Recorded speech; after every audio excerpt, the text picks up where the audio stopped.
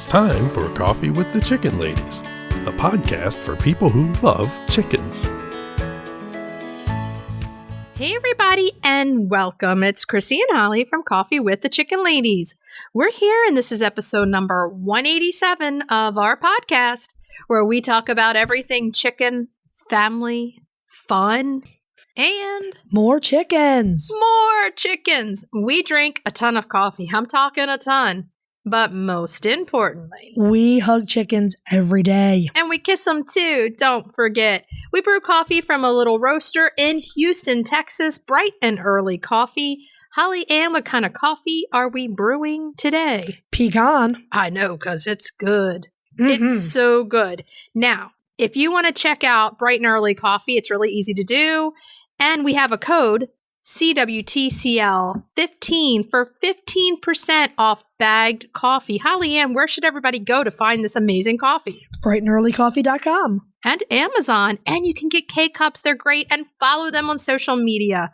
So are you ready to sip some of this delicious Texas pecan coffee and chat from Bright and Early Coffee? I am. But first, a word from our sponsor. We have some exciting news to share from our sponsor, Grubbly Farms. They're here, new and improved, Grubbly's World Harvest. I'm a longtime subscriber, and my flock love the healthy, nutritious treats, plus orders $40 and more ship free. If you haven't heard, Grubbly's has a fantastic layer pellet and crumble feed. It's packed with plant and insect protein, perfect for those picky chickens and ducks. Grubbly Farms makes food and treats for healthy pets and planet. To support us and Grubbly Farms, use the link grubbly.co/coffee. Try it today. Okay. So, it's hot, baby. I can't even. I'm just in denial. You know, we open the show a lot by talking about weather, but I feel like the weather does change the life of a chicken lady in some ways, you know? Weather matters when you have outside animals. It matters a lot, and it changes your life. Is it easygoing? Is it not? Well, we're in the heat. Okay, so in the mid-Atlantic, it gets really humid and hot, but not usually until July. Oh, it's like a freaking furnace right now. If you can tell, Holly's just a bit upset about the heat. I hate hot weather, and it hates me. But it's early this year because normally it's not until after July 1st. Yes. And Saturday, I think it's saying 100 degrees, which we don't want to hear. No. La, la, la, la, la. So we're starting, the berries, the watermelon daily, and making sure everybody's okay. Now, you know what I want to mention, because we have gotten lots of questions, lots of people reaching out to us. We have an article on the Omlet US blog. Yes. Yeah, from a few years ago. And we wrote this article about how to help your chickens in the heat. So if you go over, and honestly, if you just Google Omlet blog heat stress, our article comes right up. Right. Omlet, OMLET. Yeah. And I also put a link on our Facebook page. Okay. So if you go on over there, you should be able to find a link there. But we give you our suggestions for the heat. And it's the same old stuff. I mean, but it's stuff that sometimes you forget. Yeah. It's easy to forget some of those things. So we break it down. It really is a good article, so go check it out. I mean, I was talking about... I'll link it in the show notes for this episode. Yeah, that would be great. And I was thinking about taking some more of my crumble and freezing it. And you want what's going into them cold. Right. That's another one right there that I forget about sometimes until I went back and reread our article. I'm like, hey, it's right there. So... Was it one of those things where you were like, oh, that's pretty good. It's a pretty good article. It's pretty good. So this is going to be coming out the Tuesday. We're going to be traveling next week at the end of the week. I want to put this out there. If you're anywhere near Webster City, Iowa, from June 28th through July 1st, come meet us. We want to meet as many listeners as we can. It's going to be a great time. It's everything chicken and homesteading. How could you go wrong with this? No, it's so many great speakers that I want to hear, but I can't. Well, you might be able to hear some of them. Maybe some of them, yeah. But we'll be working our own coffee tent. We're not going to be making the coffee. We're going to be drinking it. I was going to say, why don't we rephrase that? Because it's not like we're waitressing. We will be holding court in the coffee tent. Yes, we will be there. And talk chickens with us. And drink some coffee with us. It might be iced coffee because it might be hot. But my Lord. Hey, definitely. So come see us. We can't wait to see as many listeners as we can. We got some great tattoos too. Temporary, but they're fantastic. We love them. All I can say is cock-a-doodle-doo. On that note, if you're listening to our show and you're loving it, head on over to Apple Podcast and leave us a written review. It does amazing things for the growth of our show. Thank you to everyone who's taken the time to write us a review. And believe me, you put a smile on our face. It matters. It makes our work that we do here mean so much. Thank you. Now, when you're there, also hit subscribe. That way you never miss an episode. And that's also a free way that you can help us grow. If you're looking for other ways to help the show, you can tell a few chicken-loving friends about the podcast. You can share your favorite episodes on social media. You can check out our Etsy shop, t-shirts, tank tops, mugs. You need that tank right now. It's hot. Those are good tanks for this kind of weather. Oh, yeah, they're really light. are. Yeah. They're light. You can become a patron of the show, patreon.com/coffeewiththechickenladies. And the other thing you can do to help the show is visit our website and our show notes, use our affiliate links and discount codes, and buy products from our sponsors. Yay! If you're looking for a chicken coop that's produced in a planet-friendly, sustainable way, try Nestera. Each coop is made from highly durable, 100% recycled plastic that keeps the equivalent of up to 2,000 shampoo bottles out of a landfill. Their clean, modern design will fit into any garden or run area and comes with an industry-beating 25-year warranty and a range of handy accessories. Simple to put together, so quick and easy to clean, and most importantly, red mite resistant. Your chickens will love it. Quick shipping from Nestera.us. For a 5% discount, use the affiliate link in our show notes, on our website, and on Instagram. Link in bio. Check them out today. Hey, Chris. Yeah. Do you like subscription boxes? Does it have anything to do with chickens? Of course. Then yeah. Let me take a minute to tell you about the Chicken Love Box. If you love goodies for your chickens and you need to go to chickenlove.com. I love the mega box. Tons of useful products for my flock and a chicken tea for me. You can't go wrong with a chicken tea. They are so cute and so soft. In the April box, I absolutely love the chick leg bands and the organic soap set with hen decoration. I am loving the Chicken Spirit long sleeve tee, and those chick vitamins, they could save a chick for sure. Boxes start at $39 a month. They ship immediately after your order, and shipping is always free. Such a great deal.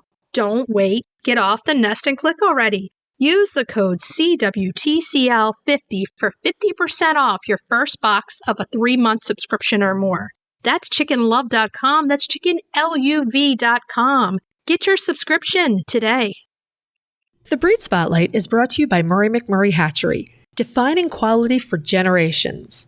For over a century, McMurray Hatchery has remained a trusted family-owned business working tirelessly to ensure our poultry meet the highest standards. Whether you are an experienced enthusiast or just embarking on the journey, look to McMurray Hatchery for guaranteed quality, rare and heritage breeds, low minimums, and all the supplies you need to raise your flock. Request a free catalog today. Quack, quack, a magpie. Quack, quack, a magpie. Quack, quack, quack, it's a magpie. It's time for the Breed Spotlight, yeah. Yeah. I mean, I would have bet money that you're going to start quacking, but yeah. Okay, so this is one of my most favorite ducks. Most favorite ducks. The Magpie Duck. And everybody who's been with us from the beginning know that my goddaughter, I've nicknamed her Magpie, but that's part of the reason is because of the duck. Don't pick your duck based on a kid's nickname. I'm just telling you, that is life advice right there. Now, we have a little caveat. We do need to address something before we do this Breed Spotlight. This Breed Spotlight was a monthly Patreon episode, and Right. we have kind of revamped it a little bit. We really love this duck, and we want to put it out there. So, we're giving you guys a little... Like the updated version of it. The updated version Yeah. from over on Patreon. So it's the Magpie Duck. Here we go. Just a little note about ducks before we get into this. All modern ducks are descended from the mallard, with the exception of the Muscovy from South America. The mallards are the king and queen of the ducks. Absolutely. They are, when you think of ducks, you think of mallards. Well, right. I mean, historians believe that ducks were first domesticated in China from Asian wild mallards. Right. Now, the magpie is an absolutely beautiful breed of duck originating in Wales. Because of the pattern of their black and white feathers, they're named for the magpie, which is a wild black and white bird found in the UK and Europe. And the magpie is known to be, the bird, not the duck, is known to be highly talkative. Chattery. Yeah. And Chattery. people, when they want to come at you for talking a lot, they call you a magpie. But I'm like, hey, whatever. That's the worst they've got. I'm like, magpie? bring it at me. Bring it. Just, Mhm. whatever. The Livestock Conservancy notes that a man named Oliver Drake and a man named M.C. Gower Williams of Wales are credited with developing this breed. Metzer Farms notes that breeding for the magpie started after the First World War, and there is documentation as far back as the 1920s of this breeding. Unfortunately, the exact breeds used are unknown, but Indian runner ducks are very likely for a bunch of reasons. They kind of have a look of them without standing as straight. Well, they're both a light-bodied duck. There are some markings in there. Right. There are some other genetic components. So the beautiful magpies were entered into the British waterfowl standards in 1926. Nice. They first arrived in the U.S. in 1963. They were imported by Isaac Hunter, who lived in Michigan. Okay. While they can be used as a dual-purpose duck, they are mostly kept as showbirds and as good layers. Right. They were accepted into the American Poultry Association Standard of Perfection in 1977. Not too long ago. Well, we are 5. We're young. We're young. Both the blue and the black were accepted in the light-bodied duck class. They are little. Yeah, That's one thing I like about them. Right. They're currently found in the threatened category of the Livestock Conservancy's conservation I'm priority list. surprised at this because magpie I thought was a pretty popular duck. I don't think they're as readily available as a lot of the other breeds. Here's the thing. I think you have to seek them out. Ducks are making a resurgence right now. Absolutely. I mean, there is no doubt about it. We see it everywhere. Yeah. And, we watch these things. And 2020, chickens rose to the top. But we're kind of seeing that happen for the right now. Ducks are the fastest growing segment of the backyard poultry world right now. And I have a feeling that this duck's going to be in the recovery because, it's adorable little duck with a great personality. Well, keep listening because there are some great things about it. Let's look at the magpie and kind of see what they look like. And they come in 2 different color varieties, the black and the blue. Now, both have white bodies with dark markings on their wings, their back, and the top of their head. Apparently, that's really it's a little cap that really makes them look like the bird. They are so cute. Okay. At one point, there was a dun version of the magpie. Which is like a tan. Right. Okay. But we're not sure if that still exists. You couldn't find anything. I couldn't find anything, no. Right. So the ducklings are, with any duckling out there, they're so cute. Yeah, but look at the magpie duckling. Oh my God. They're just adorable. You don't really get much cuter. Lots of yellow baby fuzz with black markings across their wings and their backs. According to master duck breeder Dave Holderreed, the dark markings on the ducklings won't change. So they have it, and that's what's going to grow in. Yeah, pretty much. Sometimes when you have, not to change from ducks to chickens, but when we got the Jubilees, they came as yellow chicks. They did. Very fluffy yellow chicks. And it changed rapidly. So that's kind of weird, when you think about some can change and some don't. Because those dark markings won't change, someone breeding to show can choose promising ducks while they're still babies. Yeah, so you don't have to wait until they're like totally grown out. You can get, I'm sure there are other things you have to wait for, but you can get a good idea of the markings themselves. Well, that's what I was saying about the Jubilees. It's so crazy. They come as yellow chicks. And then the next thing you know, they're like red and brown and spots. It's crazy. So that is a good thing. So they are a light-bodied duck, which is still fairly heavy by chicken standards. Right. Okay. So magpie drakes typically weigh in at about 5 to 6 pounds and females about 4 to 4.5 pounds. Now that is heavy for a duck. Yeah. Even though they're light bodied. That's the light class. Right. So they have orange feet and legs, which are oh so cute, dark eyes, and a bill that changes colors as they age. Okay. Ducklings usually have yellow and or an orange bill. Green spots appear on the bill as the sexual maturity comes in, and the female's bills will turn a dark green shaded with black as they go. Yeah. Okay.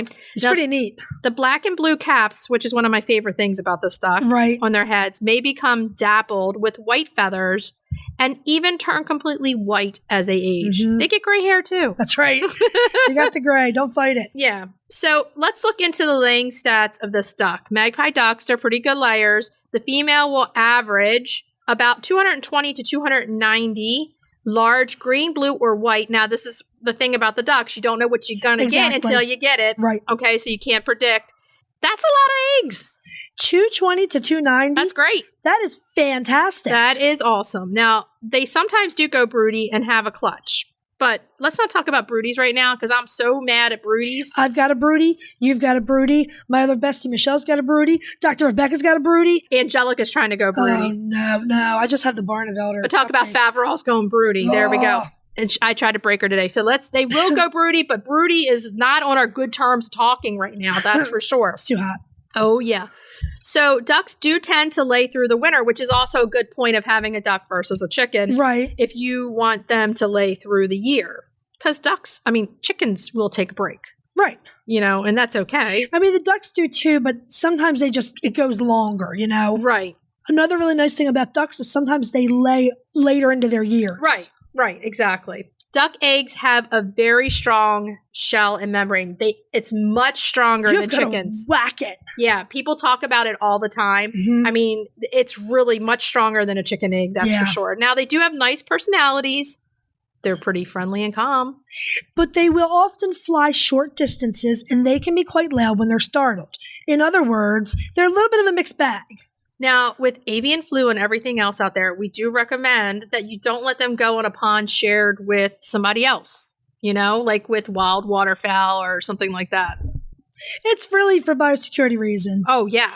If we would keep them ourselves in a large aviary-style run with a water source in the run and no access that wild waterfowl can get in there with them. Right. You can take them out, know that they can fly and they will fly away unsupervised.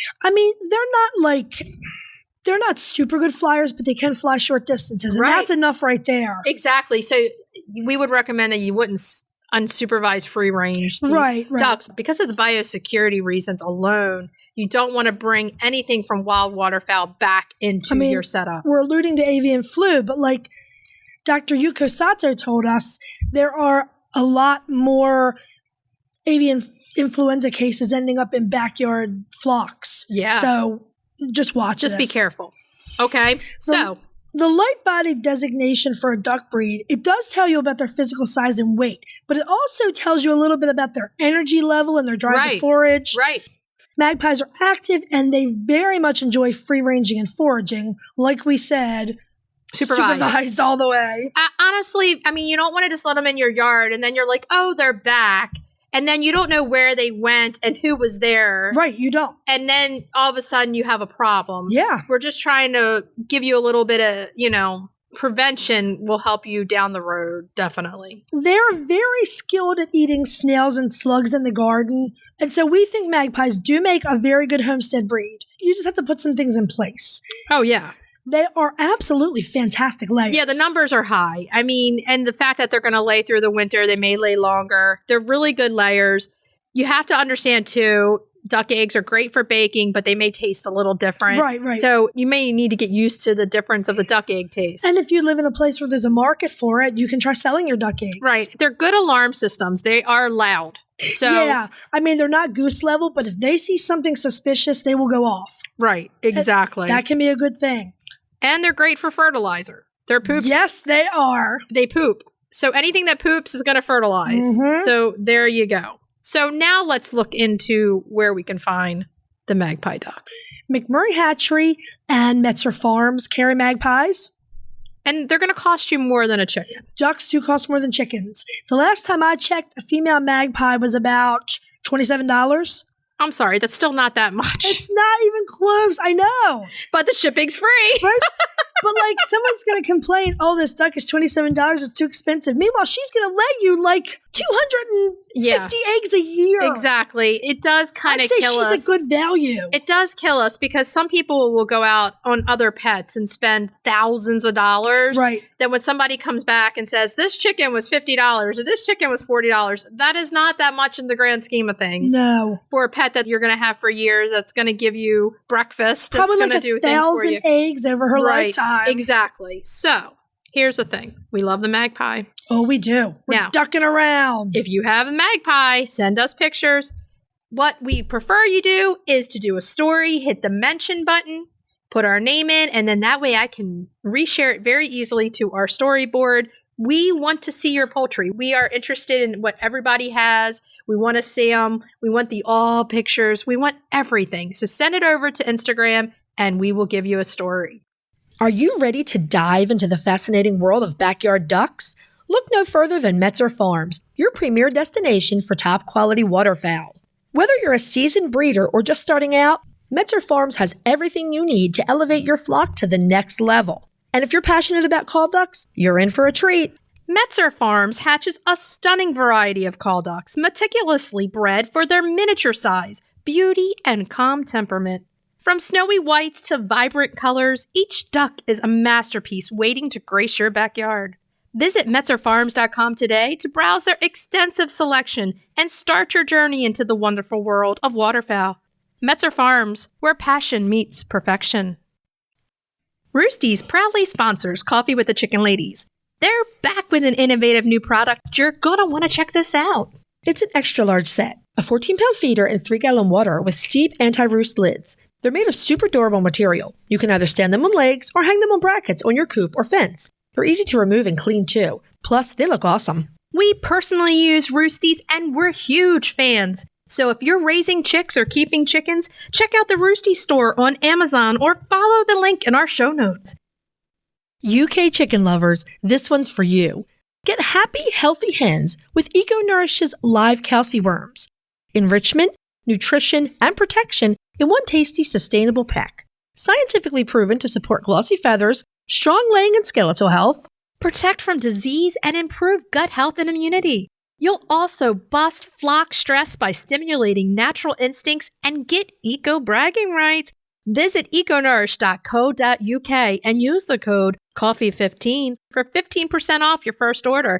Your chickens and the planet will hug you for it. Are we ready to move on to main topic? Yeah. Yeah. Now, another week of Holly Ann and I doing main topic. And we're doing an interesting topic this week that was also over on our Patreon page. It gave us such high reviews over there. It's been there for a while that we wanted to revamp it a little and share it with everyone. I mean, it's just such an interesting topic. I thought it was fascinating. I know I'm a geek, but I thought it was fascinating. So we're talking about the history of vent sexing, and it's kind of like a good time of the year to talk about it. It is, yeah. Because a lot of people don't understand that it's actually a skill, like an art. Absolutely. And where it all comes from. When you order chicks from a hatchery or you buy them at your local feed store, you are getting chicks that have been vent sexed. Vent meaning their cloaca, right? Their booty. Yep. You know, most hatcheries in the U.S. are going to give you about 90% accuracy. Right. So there's always that 10% chance of a rooster There's popping always up. a 10% chance. Like little Fabio. Now, vent sexing came to the U.S. in the 1930s. Prior to that, there was not as much need for chicks to be sexed, whether they were purchased or hatched at home. Well, everybody had a farm. Their chickens were just running amok. Everyone did not have a farm. A lot of people did. A lot of people had farms. In 1930, yeah, less than half of the country had farms. Some people had farms, and their chickens were not worried about being sexed. They were just running around. There were no laws against keeping roosters. Right. I mean, there were no regulations at all for keeping poultry. You could keep poultry if you wanted to. Most chicken keepers wanted to hatch males for several reasons. Obviously, security. Right. Excess cockerels were generally grown on as table birds. Right. But that was actually starting to change in the 30s because people who kept chickens only wanted to have laying hens, fewer mouths to feed, because we're talking Great Depression. Right. And the other thing is, when you have, it does change the dynamic of your flock. It does. Mm-hmm. And it does bring in different problems that you would have if you didn't have, like, you know, we talk about all the time, like how many hens per rooster and then multiple roosters together and then they fight over the girls. Right. So, you know, if you don't have a lot of space, and as people wanted to get into it, if they didn't have a big farm or didn't have space, it meant something. You needed to figure out first. Right. If it was going to be a boy or a girl. Now, the broiler industry also began really growing in the 1930s. So Americans were moving away from producing their own table birds, and they'd begun buying fully prepared broiler chickens. Right. I mean, this was the rise of industrial meat bird farming. So they didn't want the boys to have to process, they didn't want to have to process the boys themselves. So really, that was really the beginning of roosters just not being desirable for people. Right. So where does the vent sexing come in, right? The technique was developed by 3 researchers at Chiba Experimental Station in Japan in 1924. Now, did we get you on that one? Did everybody think that it came from Japan? I did. Okay, but you did the research for this. I knew before that. So, oh, my Lord. The researchers were Kayoshi Masu, Shigo Hashimoto, and Isamu Ono. Okay. I hope I pronounced them correctly. Now, they found that male chicks have a slight bump on their vent or their cloaca that does not appear in female chicks. Now, we're talking a day-old chick, and we're talking a slight bump. Let's talk about how this happens. In order to access the vent, okay, a sexer is going to have to gently squeeze a chick in a spot that makes them poop. Now, when they poop, that vent is going to open up. You've seen it all happen. You've seen it. And the sexer takes a closer look and then sorts them into male or female. They look for that bump. Right? So prior to the event of vent sexing, people generally had to wait about 4 to 6 weeks. Yeah, to be able to sex a chicken by like feathers or other physical differences. I mean, generally by 5 or 6 weeks, I'm pretty positive hen or roo. Me too. Yeah. I think it comes with years and years of experience. We see a lot on social media, people...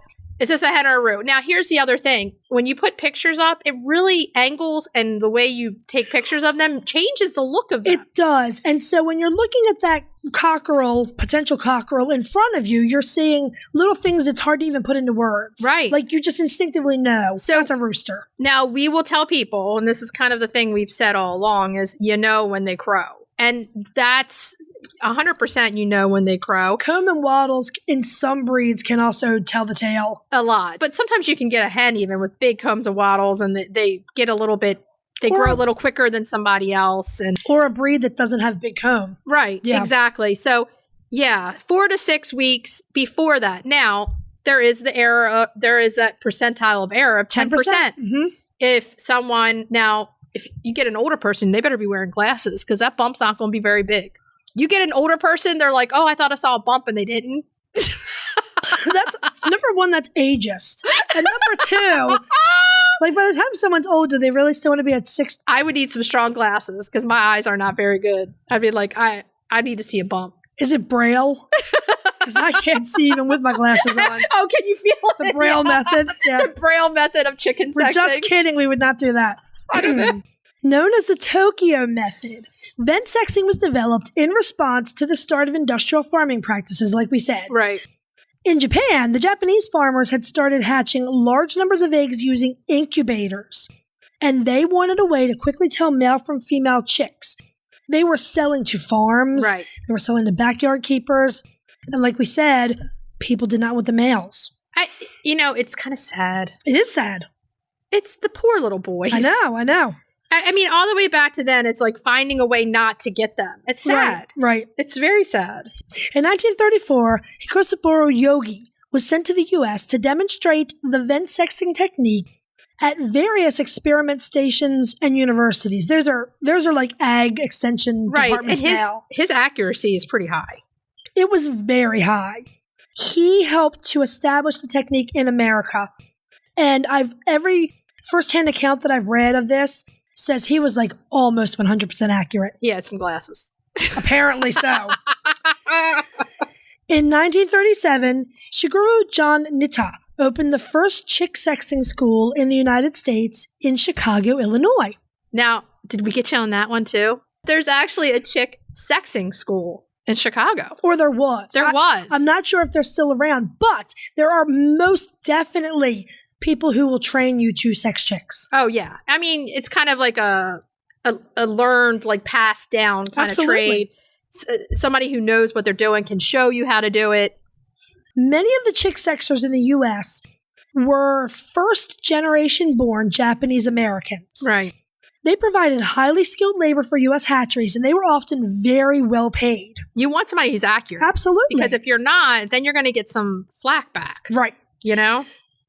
Now, as World War II broke out, really big problems cropped up. Many of these Japanese American chick sexers were forced out of work. Sometimes they were forced into concentration camps. That's awful. Some of them were tracked by the FBI. They dealt with harassment and overt racism because they would travel around the country to various hatcheries during chick season. So it became fraught with problems. Not good. Because of their skill, the Japanese Americans were never fully forced out of this occupation by racist policies because ultimately the poultry industry needed them. Oh, yeah, you think? Yeah. Definitely. It was crucial. As time went on, we're going to skip up to the 1970s. The Japanese-American chick sexers had almost completely left the profession, replaced largely by Korean and Mexican immigrants. They came in and they trained them. Yeah. And then they, again, passed hands. I mean, this is a taught thing. Like, it goes through family generations.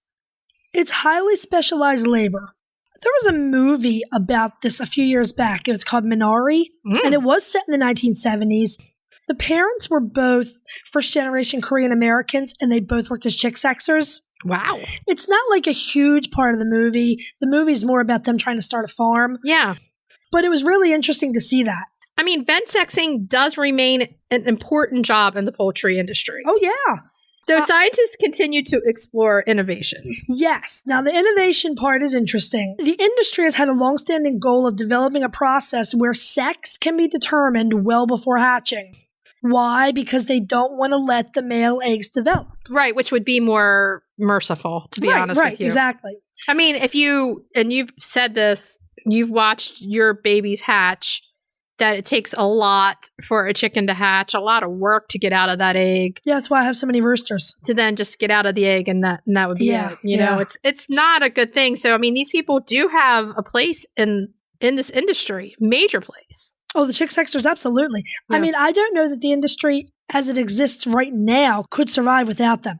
And like Metzer told us, one of the first things his father learned when he wanted to go commercial with the duck was how to hatchery was how to sex ducks. And then he had somebody teach him. Right. So, and then I think Katie said she had Mark teach her. It's a skill that I feel like you can't do without if you're going to be seriously breeding chickens. I mean, seriously breeding and selling chickens in a hatchery. Exactly. So one of the innovations is, like we said, the in ovo sexing. Right. So what the scientists that are working on this innovation, they want automated systems to determine the sex of the developing chick long before hatching. There apparently were systems first introduced in 2018. Okay. I think these are like industry top secrets, so no one really knows the results at this point, but it's fascinating. I mean, it's more merciful. I would think that Absolutely. if they could make it accurate, it would be the way to go. Right. Honestly, yeah. Rather than letting a chick completely develop and then figure out after everything. Right. You know, so that's really good stuff. As of June 2023, there are 5 different companies that have commercially available in ovo sexing technology. Okay. Some of these technologies involve running an analysis on a sample of fluid from each egg. Right. Other technologies rely on hyperspectral or essentially MRI-based imaging. I mean, although I can see a problem with this already, it probably would be very expensive to do. I'm sure. So that's a number one thing right there. Well, I mean, I'm sure that these companies using these they're not people who are hatching, a few thousand chicks for the backyard trade. Exactly. Now, these technologies are estimated to be used for 10 to 20% of the layer hatcheries in Europe. Wow. Yeah. That's like, I don't know how you would even get any data on that because I'm sure that's top secret. Yeah. I mean, the thing is, we wanted to tell you about this because we're not sure if everybody even knew that this existed. But, it is a fascinating topic and it is riddled with, different morality things through it, though, like how do you sex them and all this other stuff. But the thing is, they're out there. It's a learned trade and it was helpful to a lot of people. Right. It was a way that first generation Japanese Americans could make a good living for their family. It was right. And it was needed. Very needed. It is a sad part of American history that they dealt with so much persecution. Well, and the problem too now is, especially here, that some people can't have a rooster, even if they wanted one. Right. So that's where they come in and they can help these people so that they can still have chickens, but that's a different subject all in itself. Like if you want chickens, you should be able to have them. Yeah, absolutely. It is not. Boys too. Right. Agreed. I mean, I think we owe these scientists a debt of gratitude because, okay, it's okay for me to get a bunch of chicks and have some boys. I'm on a farm. Right. But, somebody who lives someplace where they're only allowed to have 5 hens, that makes or breaks it for them. Right. I mean, what are they supposed to do at that point? And then that's where we talk about knowing your rooster plan before it happens. Because, but with this, there's still an element of error. There's still a 10%. Right. So know that it's not 100%. But Never. Hey, it's pretty cool. It is. It's great. So there you go. Yep. So pretty neat thing. Okay, so you ready to move on to Cracking the eggs. cracking those eggs? Now, this week, we went with something simple because when it's hot, nobody feels like cooking. My grandmother used to make this. So this recipe is the closest thing I can remember to my grandmother's rice custard. Nice. And it's easy. Super easy to make. It takes just about an hour to bake. This is a dish because you're going to taste your eggs. This is a dish where the freshest and richest egg really shine. Pretty much you want to get those duck eggs in there. Or goose. Yeah. Apparently custard made with goose eggs is out of this world. Well, because they're richer, you know, and that's the thing that's going to make it. Custards are really cool. They're a really old school thing. Yeah. And this is a little off this, but egg custard snowballs in Baltimore are the thing. They're I know, amazing. but they don't really taste like egg custard, though. But they're just awesome. I know, egg custard, sky blue, and chocolate with marshmallow. Snowballs, because it's hot. Mm-hmm. Okay, so we went with something that's super easy because, like I said, nobody feels like being in the kitchen when it's 100 degrees. Okay, so let's go into the ingredients. We got 4 eggs, a half a cup of sugar. This one you could add or take away a little bit if you want it sweeter or not sweeter. Mm-hmm.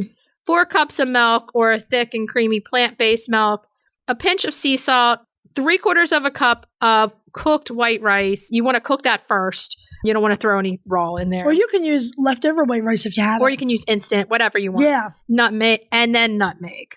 The nutmeg is crucial. Nutmeg, it's in a lot of different things that you didn't think it is. Yeah. Because it does give a little, a little spice to it. The smell of egg custard cooking with nutmeg just takes me back to being really young. My grandma, I loved my grandmother. Because you're old. Oh, I'm old. I'm old. Okay, you're going to preheat your oven to 350. The magical 350 number. 350. You want to grease or butter 9 by 13 inch baking dish or something with a similar capacity. Set that aside. Here you go. This is quick and easy. You want a medium or medium to large mixing bowl. You're going to add those eggs and the sugar. Whisk them together very well till they're blended. Add the milk, the salt, and the rice. You're going to stir that into the eggs and sugar. Just stir it until it's well combined. Pour that mixture into the baking dish and sprinkle the crucial nutmeg on the top. That nutmeg. Gotta get that nutmeg. I always like to get the fresh and grate it myself. You can, yeah. I have nutmeg in a grater somewhere. Yeah. I love nutmeg so much I named a hen nutmeg. Pop this in the oven. You're going to bake it for an hour or until the edges of the custard are lightly golden and the custard has set. Allow it to cool before you serve it. It's not fun to eat hot. And this is one that you can customize yourself. If you want to put like fruit on top or something. Yeah, you can. You can do whatever you want. Some people like to serve it with whipped cream on top. Right, exactly. But that's it. Serve, enjoy. It's delicious. Try it. You might like it. Let us know what you think. Okay, let's move on to retail therapy. Retail therapy. Yeah. This week's retail therapy is something that I have been talking to Holly Ann about for multiple years and trying to get her to get, and she just got it. So we're talking chicken strollers. Yeah, I needed a chicken stroller. Now, we call them chicken strollers because that's what we use them for as chickens, but they're pet strollers. Right. And they are a must for every backyard chicken person out there that's taking care of backyard chickens because there are so many uses for them. And let's talk about it. If you have a special needs, a geriatric hen that you want to have with you, wheel around with you. Right. If you want to take your chickens different places, you have a secure, biosecure place to keep them away from everybody else.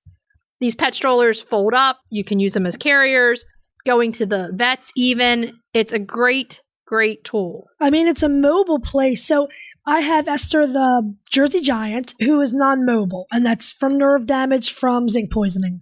She's 7 years old. Right. We spoil her rotten. She needed to come and live in the house with us for a while, but she didn't like the various things we had her in. Right. So you said, get a stroller. Yeah. So I went onto Amazon and I found a stroller and ordered it. We put it together. She loves it. Yeah. You can put the bonnet back. Wherever we are in the house, if we're doing something, we can just bring her right there with us. They're great. And I've used them for every special need chickens I've ever had. I've used them just to take chickens for walks because I like to do that. Right. And I've used them when Gertie used to go out to various places all the time. Gertie would have her own stroller. She had her own stroller. Now, where to get them. The most inexpensive way to get one is to get one used on like Facebook Marketplace. That's what I did. And then clean it very well before you use it. Keep an eye out at yard sales. All those different places. Yeah. Amazon's then your next bet because they range anywhere from like 40 to up. Yes. So if you don't want to spend a whole lot, you can get one that's inexpensive. What was mine, like 80 or 90? Yeah, something like that. It was more than I wanted to pay, but I quite like the design that we got. Some that I like is the ones that are carriers along with the stroller, so it pops off. Yes, so when you go to the vets, you can just take the whole thing up. And then pull the stroller folds up, and then you can just go right in. Yeah. Because chickens, they get excited very easily. So having them right there with you makes it very easy. Right. Now, there's a place that we would not recommend going, and that's Chewy. I went over to Chewy, and they start at $200 or $300. Lordy. They're really expensive over there. You can get them much cheaper other places. I mean, I got mine on Facebook Marketplace for $30. If that's an investment you want to make, if you want one of those top of the line, strollers, and that works for you, have at it. I saw them for like $500 or $600. Yeah, if you don't go over there looking for a bargain, though. No, because clearly you're not going to get. You're not going to get it on some stuff, yes, but on the strollers, for some reason, you're not going to get it over there. I like that there's a basket underneath. Yeah. So, you can pop stuff in the bottom of it. Yep. I love everything about it. Like if you have a non-mobile chicken or like you said, geriatric special needs, it's fantastic. Here's the other thing. My chickens, everybody knows, are in the back of my property, the back of the 3 acres. So I'm coming from the house going back out. Right. If I'm transporting anybody, I'm using that stroller. It makes it easy. I can take their food with them. If I'm bringing them in or out and I need to take other stuff. Yeah. I use the stroller every single day. It's another tool in your toolbox and your first aid kit for your chickens. I use mine too. Or just for fun to take them for a walk. They love it. They love sitting in there. They do love going for a walk. Okay. So check it out. Facebook Marketplace, Amazon, those are your best bets. Right. Okay. So should we tell everybody what we're going to be talking about next week? Next week. We're talking about an extraordinarily popular chicken. The Ayam Cemani is so popular. Main topic, we are taking a deep dive into vitamin D. It's actually really interesting, and you'll probably learn a lot because we did while we did the show. Yep, definitely. Oh, cracking the eggs. The Sicilian potato frittata. Yummy. Yeah. And retail therapy, part 2. We're doing chicken wheelchairs next week. Because you need this stuff sometimes. Well, I've got some chicken wheelchair, yeah. Okay, so what should we tell everybody to do until next week? Hug your chickens. Every day and kiss them too. We'll talk to you next week. Bye-bye. Bye. If you'd like to see more of us, please follow us on Instagram at Coffee with the Chicken Ladies. If you'd like to help us grow the podcast, please leave us a written review on Apple Podcasts. If you'd like to become a patron of the show, please visit our Patreon page, patreon.com/Coffee with the Chicken Ladies. Thanks for listening.